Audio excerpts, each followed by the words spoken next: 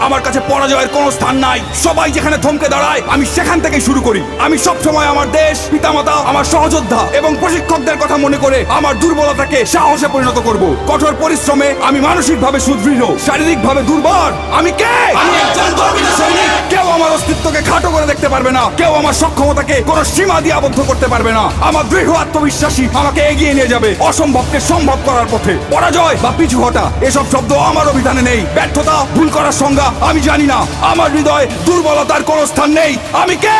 আমি একজন গর্বিত সৈনিক। আমার সাথে আমার সহযোদ্ধারা আছে। ঘাম, রক্ত আর অশ্রু বিসর্জন দিয়ে জীবন বাজি রেখে তারা আমার পাশে থাকবে। আমি কখনোই তাদের শত্রুর সামনে মাথা নিচু হতে দেব না। আমি হাসি মুখে যুদ্ধক্ষেত্রে ঝাঁপিয়ে পড়ব। যুদ্ধক্ষেত্রে আমার উপস্থিতি হবে আক্রমণাত্মক এবং হিংস্র। শত্রু আমাকে দমিয়ে রাখতে পারবে না। আমি কে? আমি একজন গর্বিত সৈনিক। আমি যুদ্ধক্ষেত্রে শুধু বিজয়ের অর্থ বুঝি। পরিস্থিতি যতই খারাপ হোক না কেন, আমার হাত পা গুলো দুর্বল